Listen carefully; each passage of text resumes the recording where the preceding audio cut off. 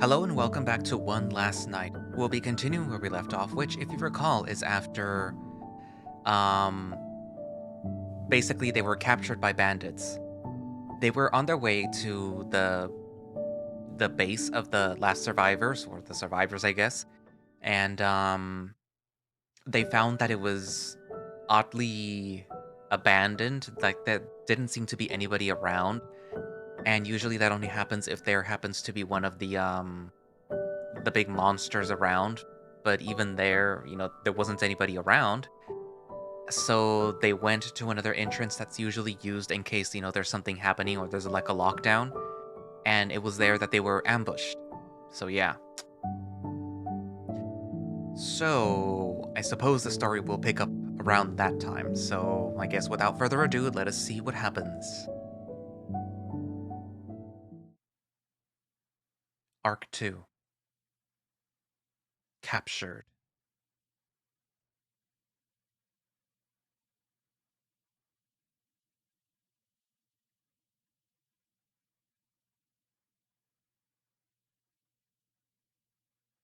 It was nice to have a cloudless sky like the one tonight, giving a view of the stars that littered the void above the world. Without the light pollution of the city from before, things were clear enough that you no longer needed to travel far outside of town just to get a glimpse of it. The stars shone alongside the moon, illuminating the ruined cityscape that rested the earth below. It was almost like resting in a blanket fort, with a knitted one draped across the ceiling. At least, that was the comparison the young boy made as he stared up into it. He missed the days where he could make one at home. He was only 8 when it all happened, the world coming to an end. He wasn't even fully sure of what had happened, just that things were different than before. No more accompanying his parents to the store, getting to sit in the cart and see all the items lining the shelves. No more going to school to see his friends and learning an abundance of new and exciting things. He was just getting used to the multiplication too. No more of any of what he'd grown used to in those few years that he'd spent alive. Allie, sweetheart, don't stray too far from the camp, okay? You know how dangerous it gets out here at night. Well, aside from his parents. I won't, Mom, promise. Eli hoped that the words were enough to reassure her as he sat cross-legged near the edge of the camp, the heat of the fire at his back.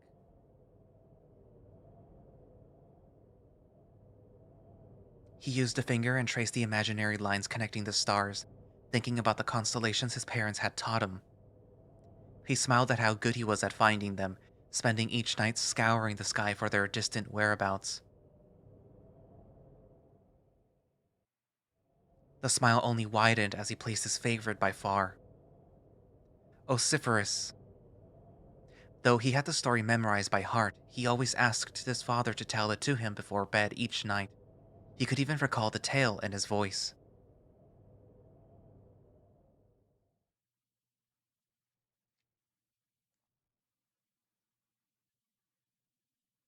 A long time ago, there once lived a man named Osiphirus.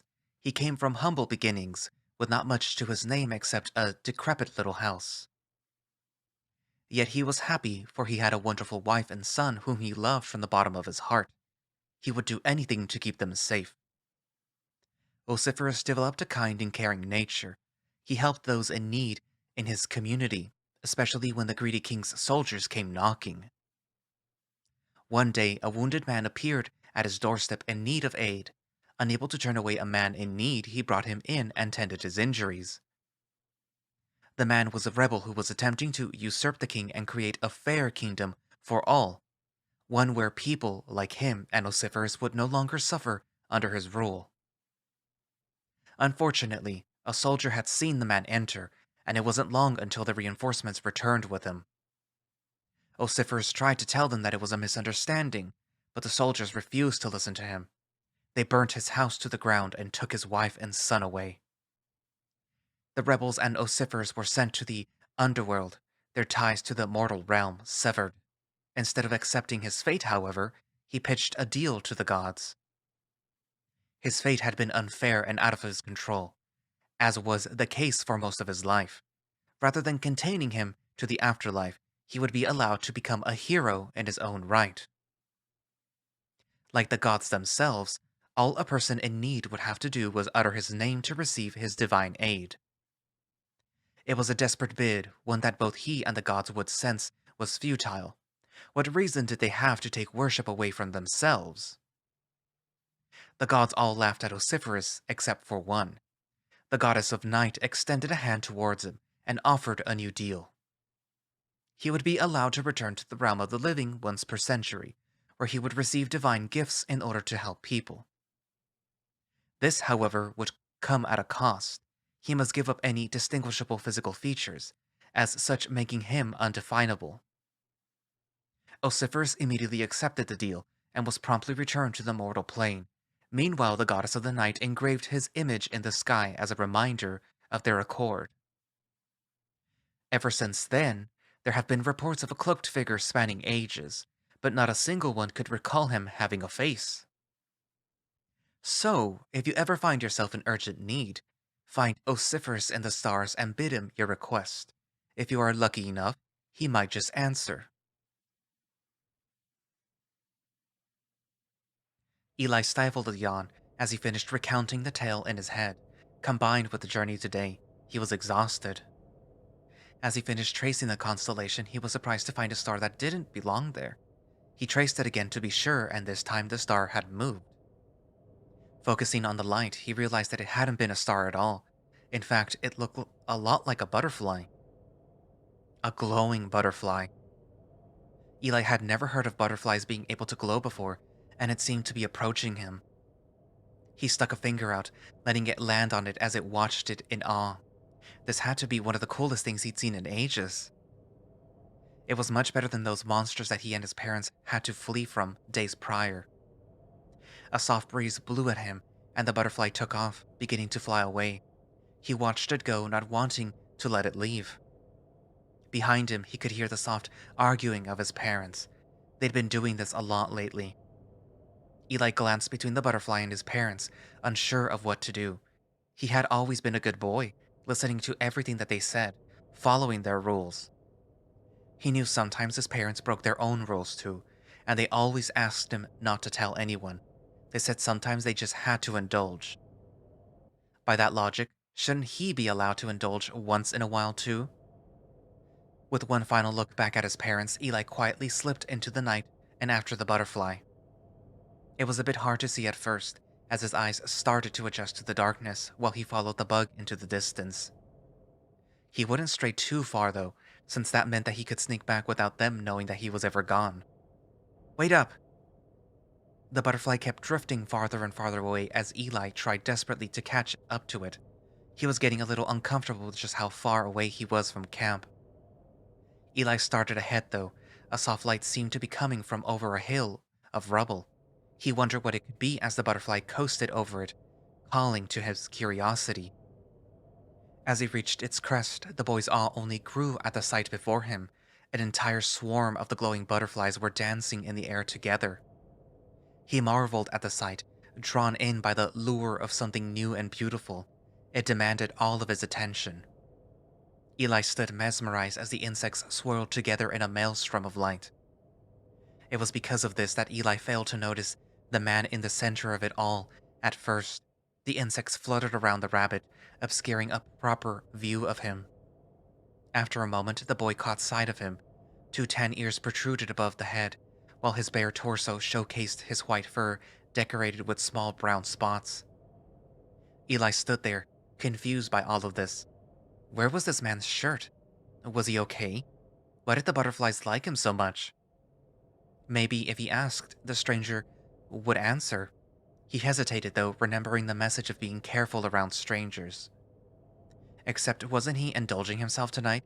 Surely a question wouldn't hurt. Excuse me, sir. Eli! Eli flinched at the sound of his father calling his name from behind him. He was walking up the pile of rubble where the boy stood with anger in his eyes. He knew he was in trouble now. I thought we had made it clear. No wandering off alone. I'm sorry, Dad. No buts. I thought you knew better. I do, Dad, I promise. I just wanted to indulge like you and Mom do. Eli could see the heat rush to his father's cheeks. Whether it was embarrassment or anger, he wasn't sure. Eli took the opportunity to cut him before his dad could say anything else. I just wanted to see the butterflies. He gestured to his left with a sadness in his voice, which only confused his father. Butterflies? The two turned in unison to where the swarm of insects resided, glowing as brightly as the stars above. Only now the pair had a clear view of the man standing with them.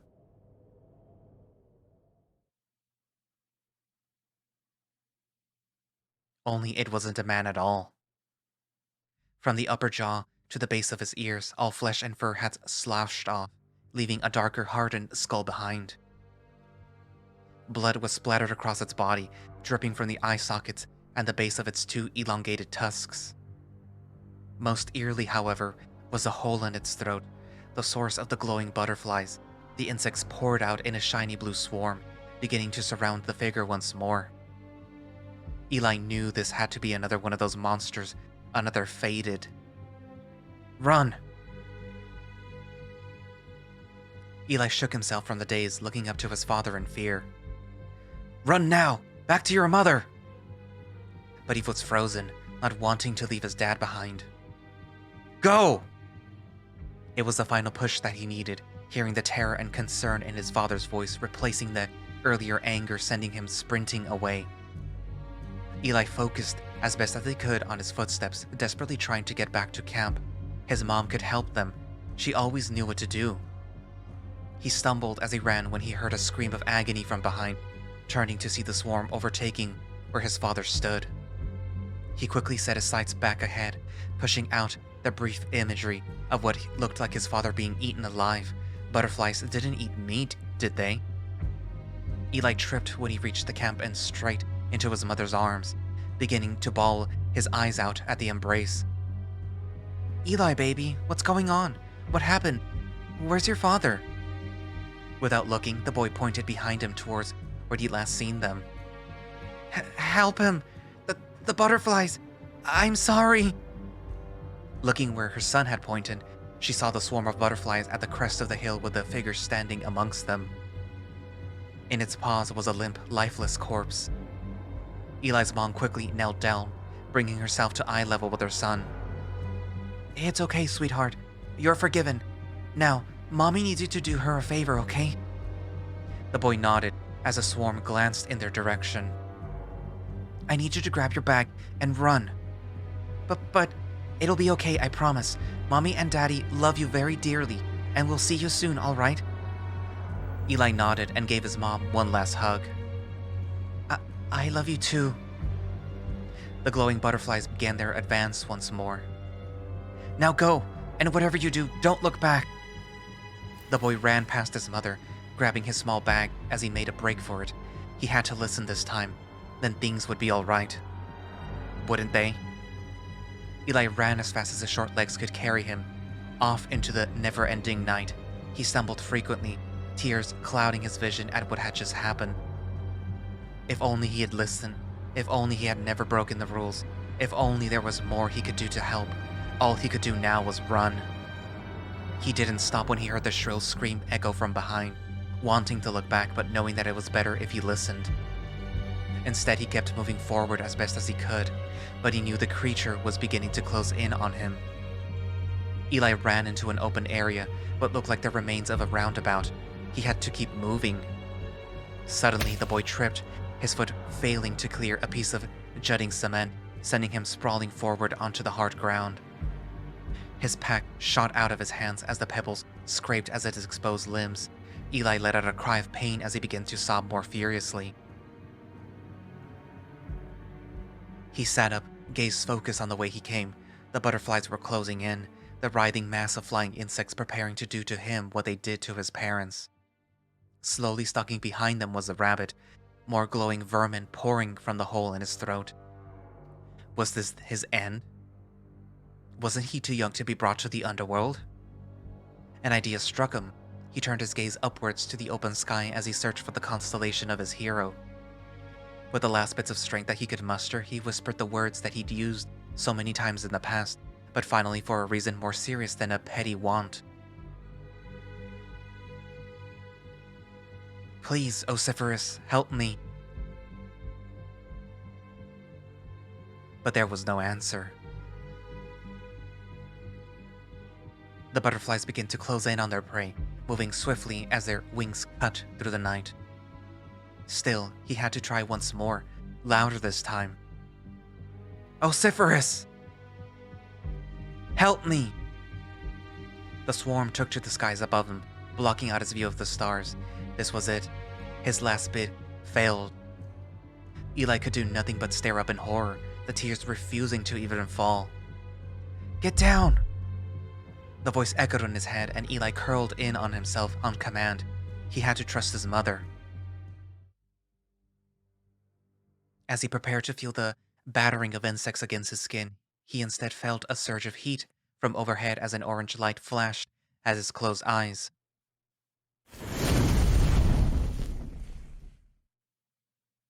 An acrid smell of burning flesh filled the air as Eli felt a few of their bodies hit him on their way down.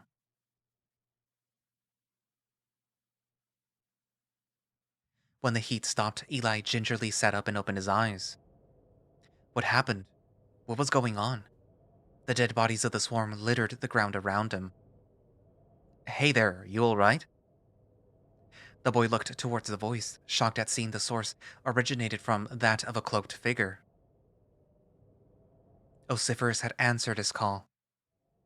The man looked down at Eli, stopping as his mind processed what he was seeing. Shit, you're just a child. Shoot. I probably shouldn't swear in front of you, right? The boy shook his head as the two stared at each other, both surprised to see the other for different reasons, until a guttural shriek brought them back to the present. They simultaneously turned to look at the rabbit, its eye sockets beginning to glow a similar shade to that of its companions. A cascade of insects began to pour from its throat, flying hastily towards the pair. Right, gotta focus. Be back in a second, kid. With a knife in one hand and seemingly nothing in the other, Eli watched as the cloaked figure dashed towards the enemy without wasting another second. But what was he planning to do with just a knife? Was Osiphirus really that skilled? Just before the two collided,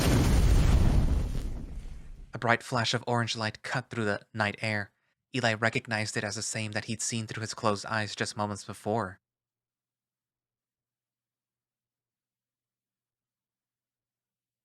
Flames cascaded through the air from the empty hand of the man, scorching the butterflies out of the air and out of his way, their blue glow reduced to twinkling red embers. Eli couldn't believe his eyes.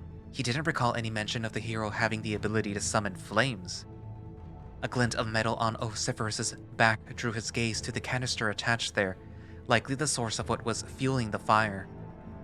While the insect corpses dropped to the ground or turned to ash from the spray, the cloaked figure was gaining ground towards the swarm. That cry from earlier resounded again, more primal and ear-piercing. It could tell that it was losing, and it wasn't happy. Another cloud of butterflies poured from the hole in its throat, though this time the creatures were much smaller than before. Although it was hard to tell from this distance, Eli could have sworn that the pieces of its own flesh seemed to be turning into those same butterflies as the bones beneath grew more pronounced, accompanying the holes in the skin that hadn't been there moments earlier. The new batch swarmed Osiphirus, beginning to fall victim to the same fate as their predecessors. However, they began to learn from their mistakes, a portion of them flying out of the way and diving towards the opposite exposed side. They never made contact though, as a blade danced through the air and sliced through their minuscule forms. With fire in one hand and a dagger in the other, the butterflies had only succeeded in slowing his progress for a moment as they fell, their burnt bodies cluttering the ground below. The swarm was dissipating fast, and the rabbit was looking angrier than ever, its body panting as if it was gearing up for another shriek. One that never came.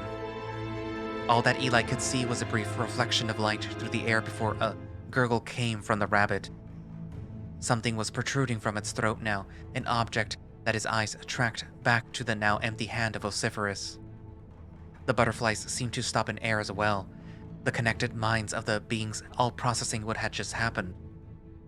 That short moment of hesitation was all that the hero needed to close the remaining distance and set the main body alight. The sound was horrible, a high-pitched gurgle of pain as it flailed in the flames, trying desperately to escape. Were it not for the knife lodged in its neck, Eli was sure the shrieks would have been even more haunting in the night air.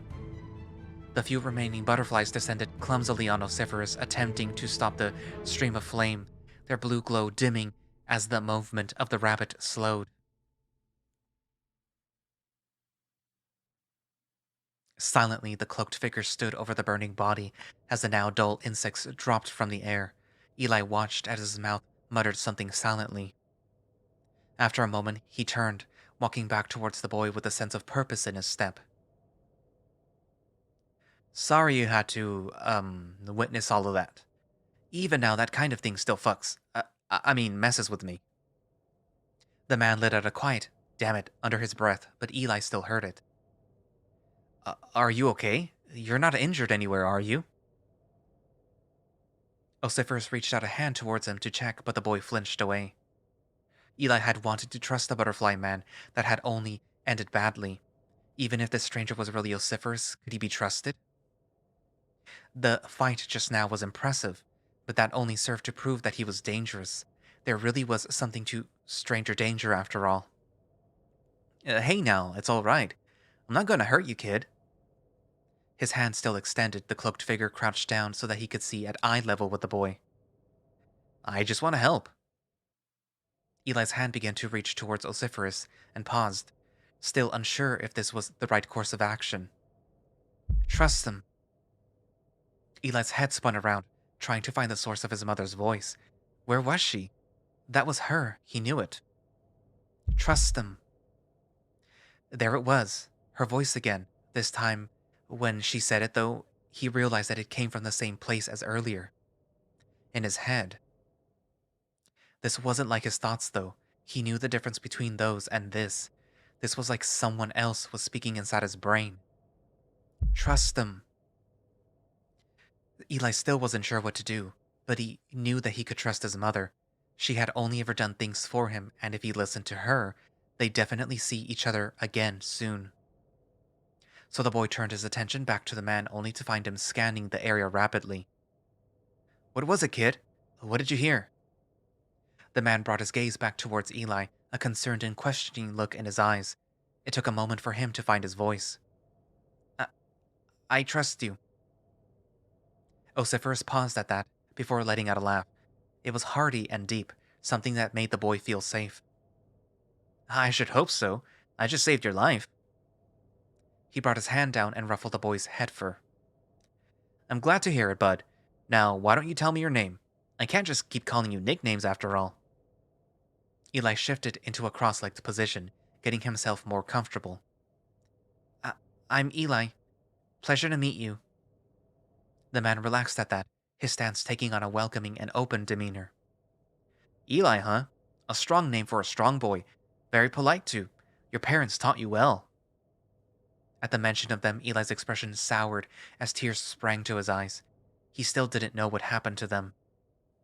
Were they okay? Were they safe? He knew neither of these were likely the answer, but he had to believe that they might be. He had to stay strong for them. Meanwhile, Osiphirus cringed at the realization of the impact of his words. Shit, I'm sorry, kid. I didn't mean to upset you. His voice changed to a whisper as he muttered under his breath again. Man, I wish I was better with kids right now. He paused, trying to think of something to say that could help. Oh, I never introduced myself. I know. Eli interrupted him between sniffles. You're Osiphirus, right? There was confusion in his voice as the man responded. Osiphirus? Oh, the hero from those old stories? Sorry, kid, but... He looked towards the boy, seeing the desperation in his eyes. You guessed it. That's me, all right. Glad to know that I still have fans nowadays. Eli noticeably cheered up at that, causing the man to relax. Now, how can I help you, Eli? There was silence as the boy pondered what his next step was. Should they go back and look for his parents, or was it better to wait here? He'd been told when he was younger that if he ever got lost, the best thing to do was stay put, though right now he wanted to be somewhere that didn't smell this badly. Osiphirus stepped in, seeing the boy's hesitation. I'll tell you what, kid.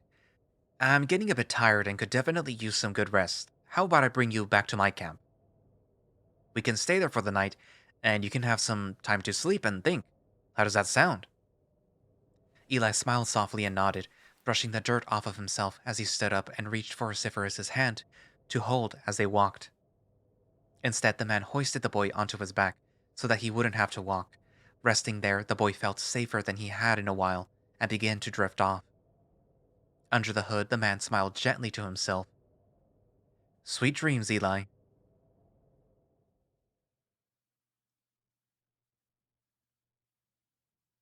With that, the two set off into the ruined city, accompanied only by the stars shining from the cloudless sky above.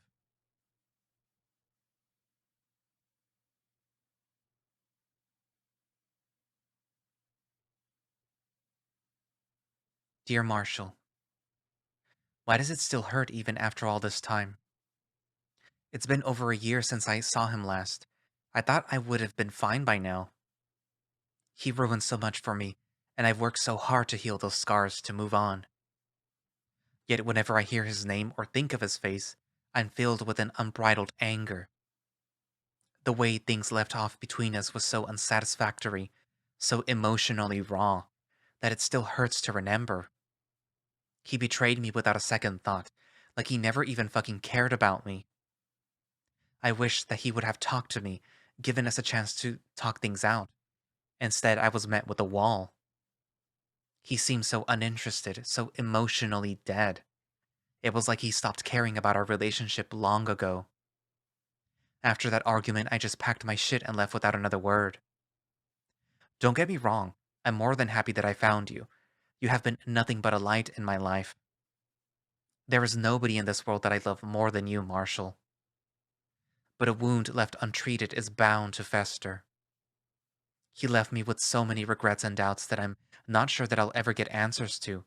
I never want to see him again, and I want to sit down and talk things out at the same time. It's so confusing and clear all at once. It's frustrating that I can't just be happy with my present and my future. The past just knows how to dig its claws in and never let go. One day, I hope that I can sort things out with him. Just knowing the answers to these questions engraved in my brain would be enough to stave off the hurt. For now, I'll take it one day at a time. Recovery is a process after all. At least, I have you to help me through it, my love. I know you'll always be there to support me. The first step that I should take, though, is saying his name. I've avoided it this whole entry to try to keep some semblance of control over my emotions. It's baby steps, but anything is progress at this point. Better to confront my demons now, rather than have them berate me later. I'll sign off now. I've got some stress baking to do. I think some croissants should do nicely. See you soon, my beloved. Love, Dorian. P.S. Dear Alistar, if you ever read this, go fuck yourself. It's hard to keep a proper track of time when you can't see anything. Granted, what little light does shine through the fabric of the bag on my head helps, but it all seems to drag on forever. From the amount of times that we've stopped to sleep, this is probably our third day of walking since the ambush, and it was getting dark already. After the bandits had drowned us with chloroform, I'd woken up a few minutes later with something over my head and a massive headache. Part of me wishes the chloroform did work how it had in the movies. Then the fuckers would have had to carry us out there for hours. Instead, our hands were tied behind our backs, our pockets searched, and we were forced to walk blindly. Said bindings also served as a lead so that we couldn't flee. They slept in shifts, making sure to watch us at all times. Any attempts I made to free myself or for either Xavier or I to talk to each other were met with a swift physical punishment. Our captors could only do so much considering that we still had to be able to walk, but they made what little they could count. For now, it was easier to eavesdrop and glean what info I could before we reached our destination. What I had learned so far was that we were en route to their home base, somewhere farther into the city and close to the lake. The route we were taking was the safest one, but not the fastest. They didn't want to risk encountering any fated or potential wannabe heroes. I wasn't sure for how long, but it was clear that they've been stalking the outside of Haven, waiting to capture more prisoners like us. The new info only brought more questions to mind. Why did they want prisoners anyways? Wasn't it enough to steal from people? All of this was of course for their boss, whom they frustratingly hadn't said the name of. Maybe they had some kind of taboo over saying it? I've heard of stranger things in these post-apocalyptic groups. I stumbled suddenly, startling myself out of my thoughts as I barely caught my balance. I had barely anything to go off right now, but that would have been enough. I needed to keep myself focused.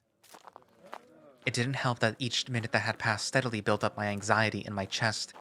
Wherever we were headed, it wasn't good. I listened intently for the next few minutes, trying to hear anything of interest being discussed. Unfortunately, the said topic was about gambling. Poker certainly wasn't going to set me free. The conversation was growing intense, the group seemingly focused on winning the argument.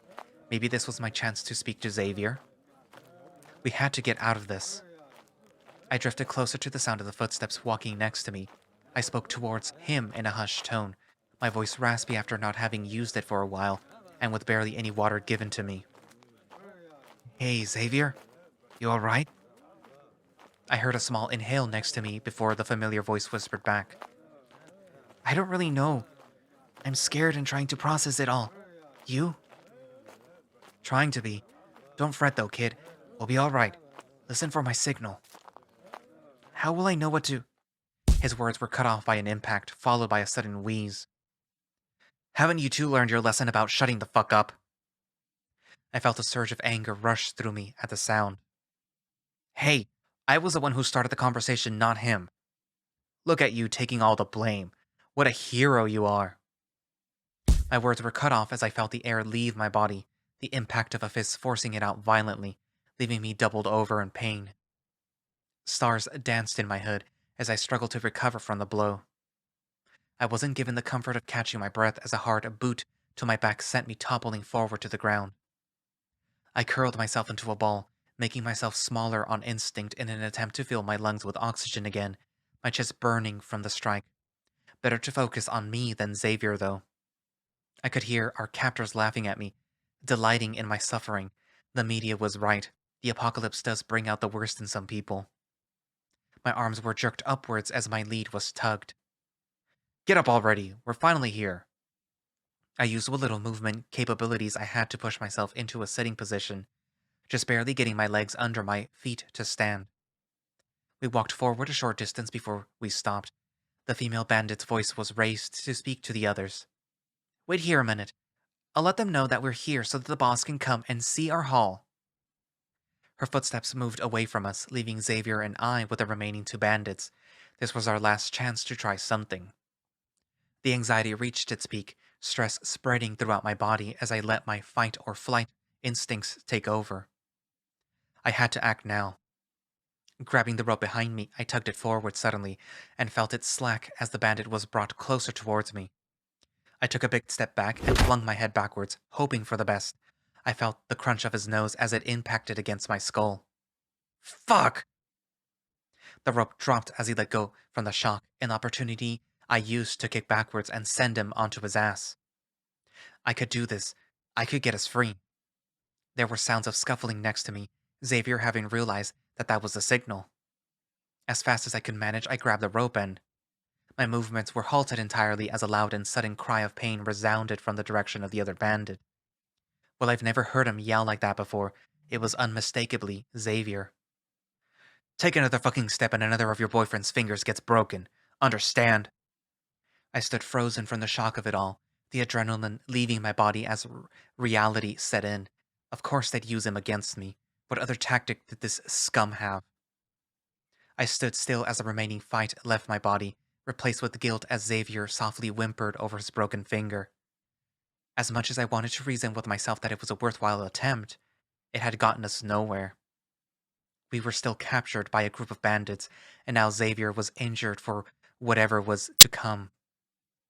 I heard the grunts of my captors standing up behind me as I readied myself for whatever harm was to come. You're gonna pay for that, you Hey! For once, I was thankful for her return. She seemed to be more reasonable than the other two, but her punches always hit the hardest.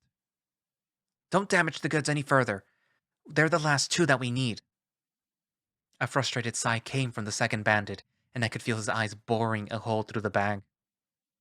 Don't fucking try anything. That applies to all of you. Now let's go. We don't want to keep the boss waiting. The rope bindings my hands were raised as we started moving forward, an annoyed grumbling in the air mixing with the sound of our footsteps. The ground beneath our feet changed to something harder as the resonance shifted. We were led into a building as echoes of conversation grew louder the deeper we went. The only way out of this was through. Whatever came next, we'd have to face it head on, one way or another. A door scraped against the floor in front of us as we were met with the sounds of whooping and cheering. I heard slivers of comments from the people around us. A bright orange light shone through the bag from a distance, growing brighter with each step and adding the crackling of a fire to the mix. They were all excited for our arrival, looking forward to whatever they planned to do with us. Some even muttered about taking bets. I hated being the center of attention like this. Whenever a speech had to be delivered at Haven, another member of the council would always have to handle it. Something about having to stand up in front of the group of people and speak robbed my mind of anything that I had planned to say, even if it was written down for me. Social anxiety is a bitch. The crowd began to quiet as a set of heavy footsteps entered the room. The sound echoed purpose and pride, the person they belonged to knowing they dominated the space. Next to them was a softer pair, clearly meant to be less noticeable to the first. An advisor, a second in command. The room came to a hush, as who I presumed was the leader stopped in front of Xavier and I. We were pushed roughly to our knees before them, meant to kneel before the person who would decide our fate. My, it seems we have some valuable new merchandise on our hands. The voice seemed to fill the room, loud and coarse with slight twinges of a foreign accent. The depth of it only helped command my attention, a natural-born leader. Except I was more focused on my blood beginning to run cold, my body going still. I was all too familiar with this voice. The footsteps moved around us as he inspected our bodies. They're in good condition, too. I'm sure they'll put on quite an entertaining show. He stopped behind us. Although the injured fingers on this one might prove troublesome. Cal, make a note to have them treated before tomorrow. Yes, sir. The scratching of a pen from where the softer steps had paused indicated Cal was the person accompanying him. As he made his way back before us, I could hear the grin on his voice as he spoke. As you all may know already, with the addition of these two wonderful specimens, we finally have enough recruits for the next round of Wonderland. Cheering erupted from around the room, the bandits celebrating before quieting once more. I look forward to seeing each and every one of you there, and thank you to the three who brought them here. Excellent work. As he started clapping, the others joined in on a round of applause. He was treating this entire thing as though it were a performance, as if this was a circus where he was the ringleader and we were the freaks on display for the adoring crowd. I always knew that he liked being the center of attention, but hearing him like this was sickening. Now, without further ado, let's say that we all greet our guests properly. With a confirmation from the crowd, he took a step to my right, where Xavier stood, and there was a brief rustle of fabric. Such a handsome face to be greeted with. I was right in believing that he'd be a star, folks. Tell me, young one, how shall our fans be addressing you tomorrow? Everything was silent as they anticipated Xavier's response, but none came. Good kid, don't give him anything to work with. Well, would you look at that? We got ourselves a shy boy with us. Maybe he'd be more willing to talk with some motivation. He circled around once more, and Xavier let out a cry of pain again. So he does speak. I'll ask you again, dear friend, so this finger of yours isn't marred any further. What's your name? There was another silence before the bat yelled out his response. Xavier! My name is Xavier. Give it up for Xavier the Bat, everyone. The applause sounded once more as I readied myself for what I knew was next. Dear Xavier isn't our only guest here, however. How about we see what's behind bag number 2? The air was heavy with anticipation as the attention was drawn slowly towards me. I dreaded this moment for years, mentally preparing for the day that it would inevitably come. I practiced what to say, what to do, how to react, everything that I could think of for when we finally met again. Then there was an apocalypse, and I'd had more important priorities than settling things with him. I wasn't even sure that I'd ever see him again, though a part of me was hoping for it. Yet, here we are, in a situation that I couldn't have ever predicted. As the bag slid off my head and my eyes adjusted to the light, I brought my gaze up to look into the eyes that had haunted my memories for years, and spoke.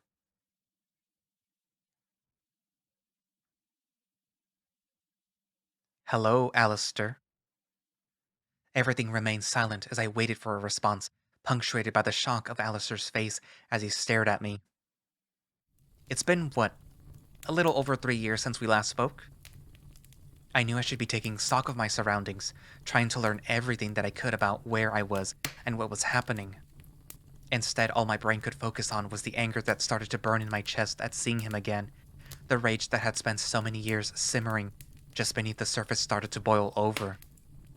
My eyes not wanting to leave his face, I watched as the shock was replaced with a smug laugh as he pieced together his composure. "Holy shit! Dorian, is that really you?" I couldn't help but sigh, his face transforming into that smirk that I'd grown to hate. "Unfortunately for the both of us, it is." "I admit it. You got me good there. I really thought that you had died by now. You were basically a glorified house husband last I heard. What was his name? Michael?" "Well, times and people change if you haven't noticed. For example, I wasn't expecting to meet you again after being kidnapped by your cronies." "All's fair in love and war, though. You taught me that." I rolled my eyes at the lion. "You always did love trying to use my words against me. I have to say, though, the leader of a bunch of assholes does suit you perfectly. You even dressed for the occasion." I gestured my hands at the length of him, from the piercing on his lower maw to the corset to the tight pants. "And you always did look better when you were on your knees for me.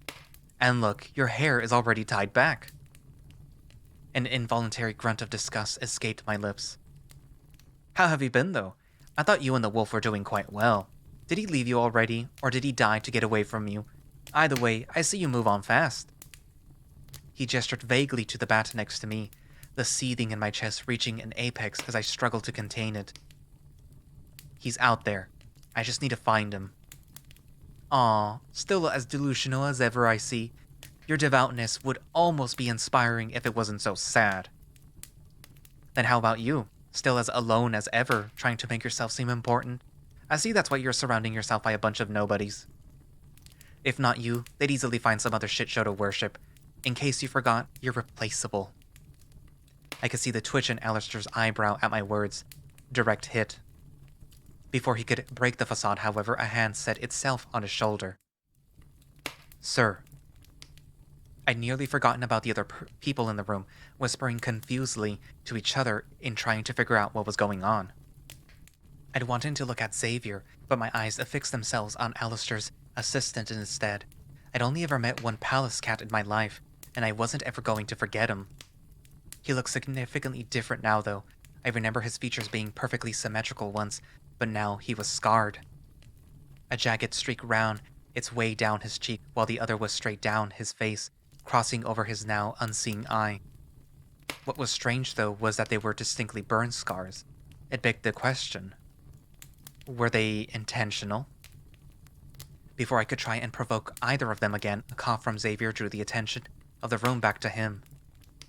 "So, do you two know each other?" Unfortunately. There was more silence as neither of us explained further. "How?" I let out a sigh as I spoke up before he could.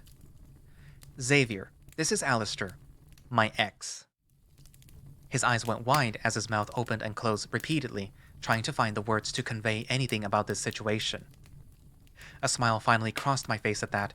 He usually always had something to say, but seeing this grounded me again. I found myself grateful for his presence. Even tied helplessly and kneeling on the ground, he found a way to help. "Sorry about that little unexpected part of the show, everyone." Alistar's voice commanded everyone's gaze once more, the showman's inflection to it doing its well-practiced job. As you have all witnessed, our latest contender has revealed himself to be none other than my ex-boyfriend. It must be a shock to you all to learn that somebody once had the privilege of dating me, but consider this a ray of hope. If someone as horribly plain as this man once had a shot, what's to say none of you might too?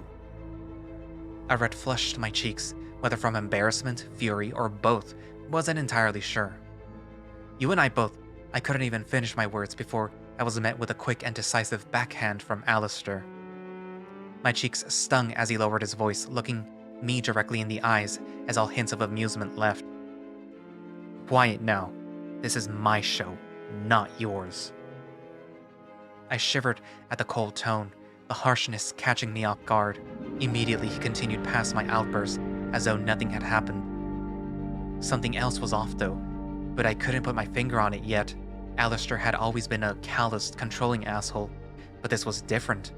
Concerning. With that being said, let's wrap this show up.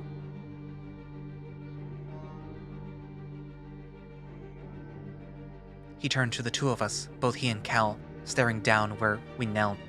The attention of the rest of the bandits focused on us with nary a whisper. That's when the pieces clicked together in my brain. His eyes.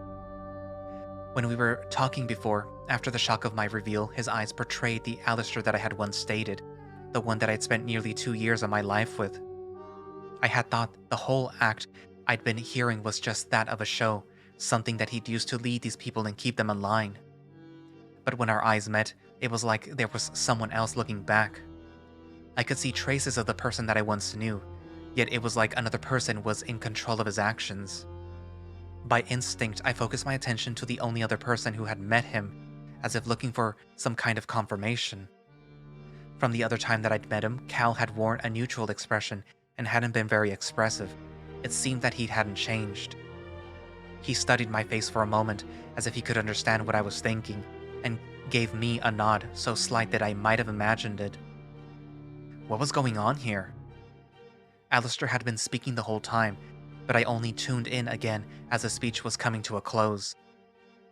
As the leader of our group, I formally welcome you to our new home for what will be the foreseeable future. We are the Ignited, the flames that rose from the ashes of our tarnished world to bring our own order to the chaos.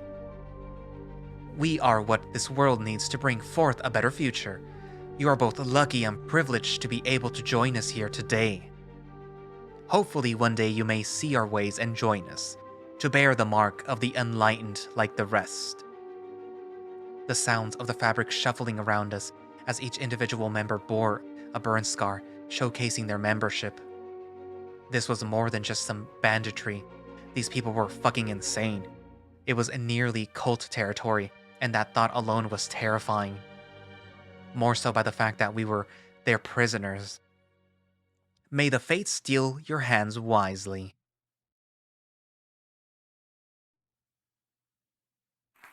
With those final words, cheers of excitement erupted around the room. Alistar turned his attention to the guards that had brought us in. See them to their new cells, preferably on different floors. Take the bat to our medic first to treat his fingers. Without another word, he turned and began walking away. Alistar, we aren't through here. My voice left my throat before I could even process the words I was saying. You'll regret treating me like shit again. I refuse to lose to a villain like you. Alistar paused at the exit doors, turning back for a moment with the same smirk. Oh, Dorian, always so dramatic. Whoever said that you were a hero? And then he was gone. A turn of fabric and the line stalked away. Cal followed behind him obediently, not looking back. My lead was tugged as the bandits forced me to my feet again, following the instructions their leader had left. Quietly, I looked for Xavier, trying to find him amongst the chaos. When I finally did, a scared look was plastered on his face. I tried to will myself to say something motivational, to find the words to tell him everything was going to be all right. The shock of the past few moments had left my mind blank, the rage seeping out of it, and taking any comfort that I could give to the young bat with it. In the next instant, we were dragged in opposite directions, losing sight of the other in the crowd. I wasn't sure where we'd see each other next, but my best guess was at whatever was happening tomorrow. I felt the anxiety building again, the fear of the situation kicking in. Most of all, what I felt was guilt at not saying anything to Xavier. But if I didn't have hope for the future myself, what was the point of lying to him?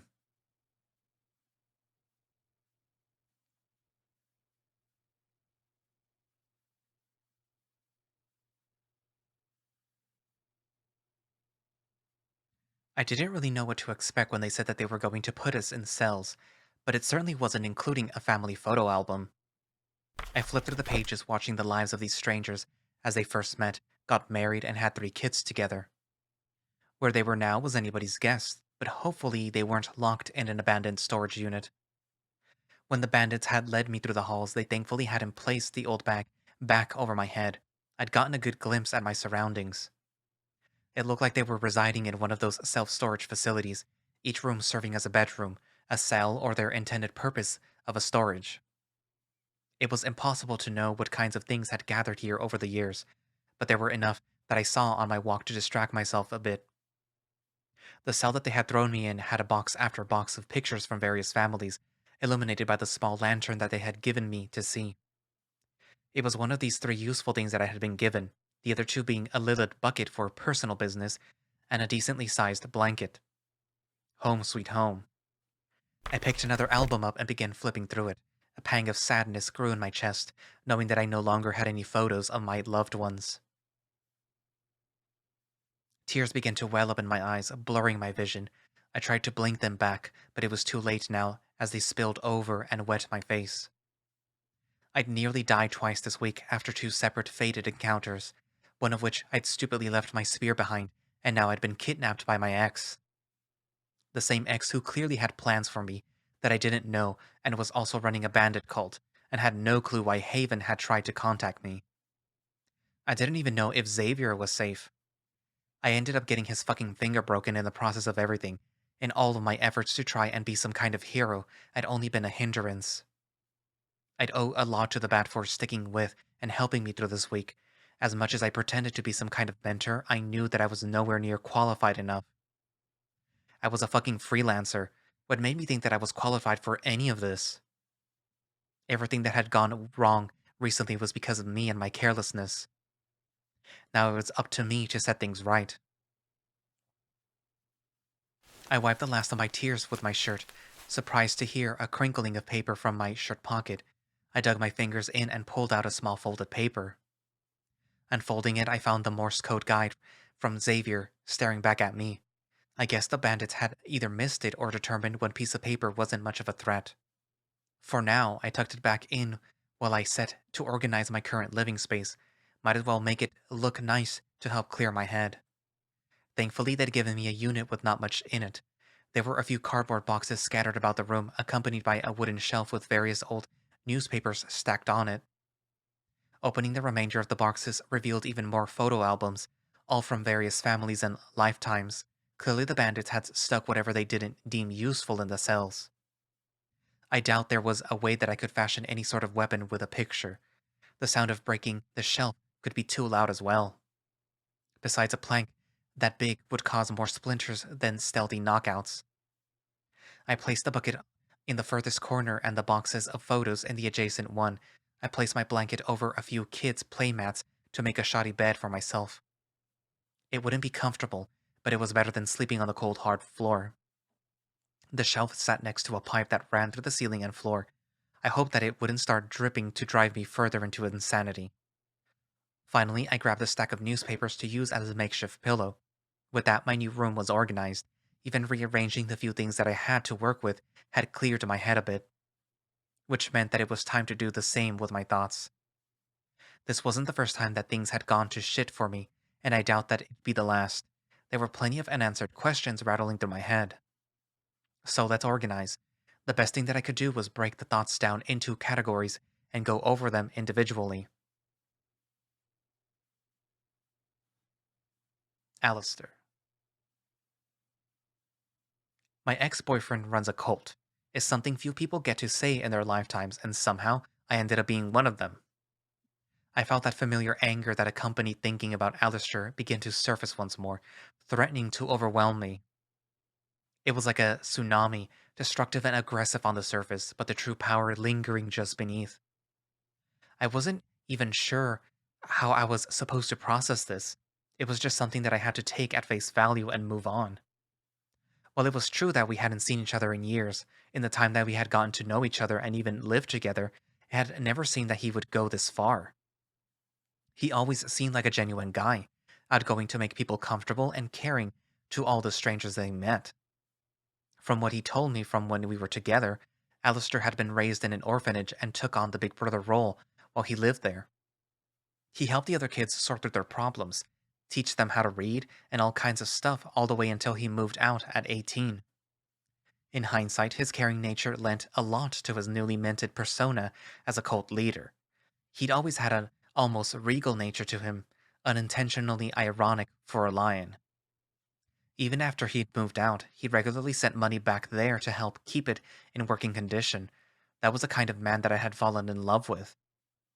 The same man who would later betray me.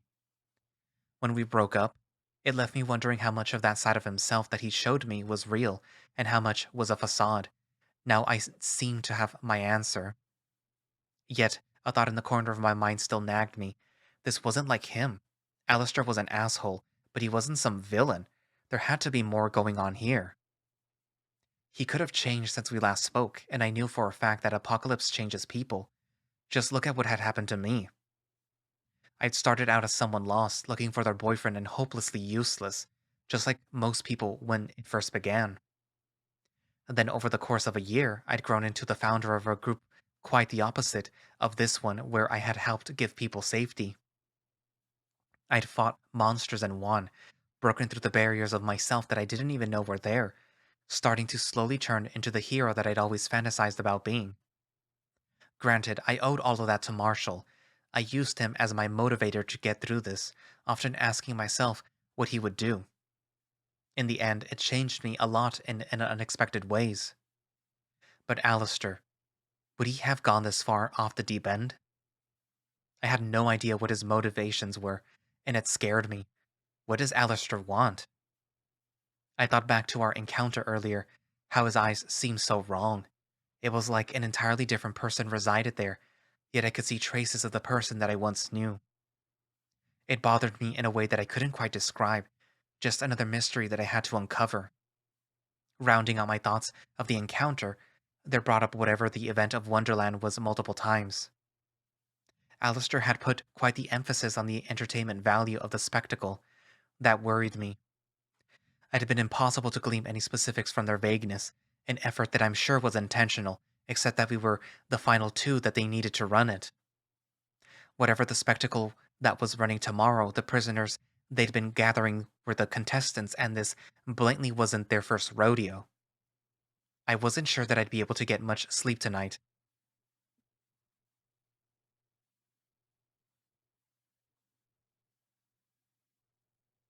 Another person here who was important, yet I knew the least about, though I'd met him once before. I wasn't sure that I even knew his name was Cal until today. He and Alistair had remained in touch clearly, to the point that he was now an assistant in running this group. I'd heard plenty of talk of palace cats, often that they were a very expressive species. They were known to be easy to read because of this. Yet Cal seemed to show anything but emotion, his face neutral for the whole exchange despite everything that was happening. He had his own story I was keen to learn, starting with how he had gotten those scars. It was unnerving to think that maybe they'd been the entry price of joining the group. They looked significantly like burn scars, and that would align with the name of the Ignited. I couldn't imagine that he'd willingly give up one of his eyes, though. I shuddered at the thought. Was it some kind of initiation ritual? Was it forced upon him? Which brought me to that nod when we made eye contact earlier. I still wasn't entirely sure if it was there, but I can't imagine why I would have made it up. He could have been with Alistair the past few years, seeing how he changed into the insane cult leader he is now. Given I was his ex, I doubted Alistair would want to talk much, especially considering things had ended in a huge, heartbreaking fight. Cal, on the other hand, might be the exact person that I needed to fill in that gap and get some proper answers. I just had to figure out how to talk to him alone.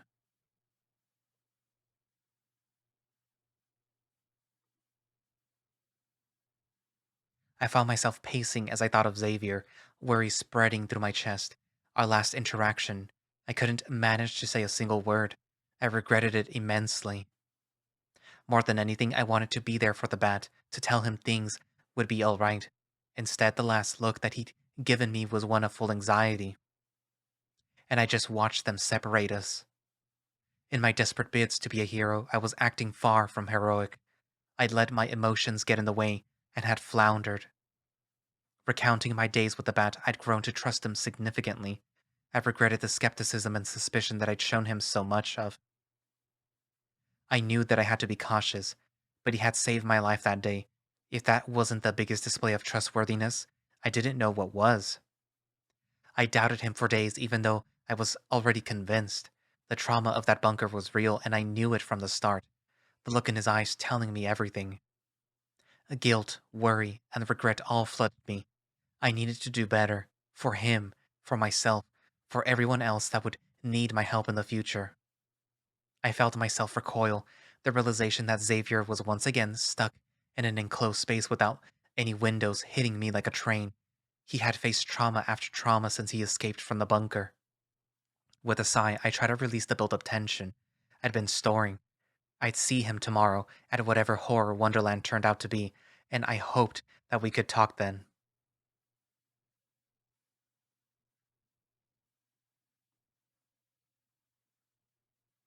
The whole purpose of Xavier and I going to Haven had been to see why they had sent someone for me. It was possible that it was due to the emergency of the bandits stalking them, but that didn't feel right. It had to be something else. The main reason that came to mind was that they had information about Marshall.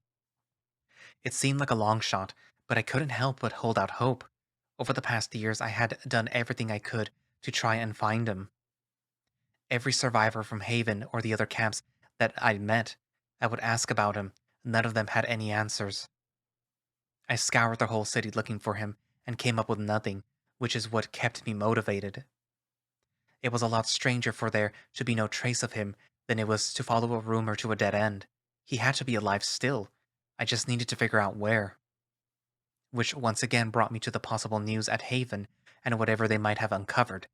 I needed to get out of here and speak to them. That is, if they were okay. It seemed like overkill for them to shut down the camp over three bandits that could easily be scared away or shot at with arrows. Xavier and I had encountered the silence at a relatively far distance from Haven, but maybe it had visited the area earlier. We still didn't know what its range was. A scout could have spotted it nearby and reported back, hence the lockdown. Another fated could have even been in the area and prompted it. We'd done it for less in the past. I sigh. The theory's getting me nowhere, close enough to finding actual answers. These questions were important, but could be saved for another day. I crumpled onto the makeshift bed, letting out another loud sigh of exhaustion. Too much was coming at me, too fast, and it was wearing me down significantly. There was still so many things that I didn't know, so many questions that I needed resolved, that I just didn't have the answers for right now. I lay there for a while, thinking myself in circles. There wasn't anything that I could do, no more pieces that I could properly fit together. It was like playing one of those horrible glass puzzles that had grown popular from before the end. So many pieces in front of me, and I had no idea how many were still missing.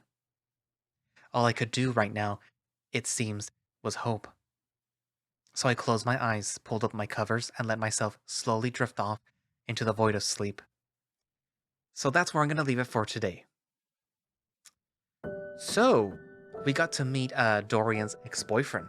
Obviously not Marshall, I mean the guy that came before Marshall. The asshole. um, so yeah.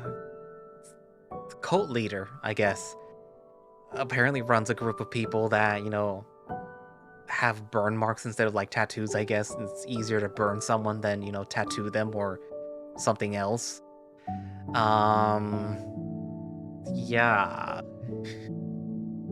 So, I guess not many people can say that their ex-boyfriend runs a cult now, like he said. So obviously, just because he's your ex-boyfriend doesn't mean that you're gonna be able to get out of this easily. Because apparently he has changed far worse than how he was. So yeah, how's the gang gonna get out of this? And I'm assuming that they have some fight or something planned for them, like either like some gladiatorial fight or something. Where you're gathering people. So, what are you gonna do? You're not gonna like have them sing and dance for you. You're gonna probably have some fighting involved. And what else? What else? What else? What else happens? There's this the cat. The what is it? Caius cat. Callus cat. Named Cal, who. Oh, Palace cat. What was the breed? Palace cat? I don't know, but his name is Cal, and he has a scar. So I wonder if it was Alistar that inflicted the burn mark over the cat's eye, either as a show of like, oh, you either with me or against me or something like that, to sort of show some like, you gotta listen to me or else this is gonna happen to you.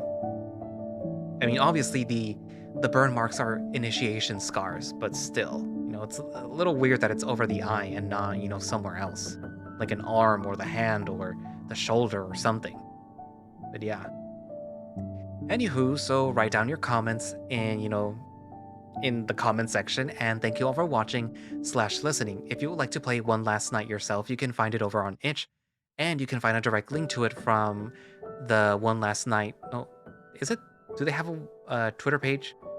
I don't know. It'll be in the Twitter link down in the description.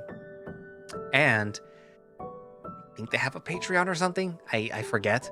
That will be also linked down in the description in case you want to support them. And I guess that's it for now, and I will see you guys in the next video. Bye-bye.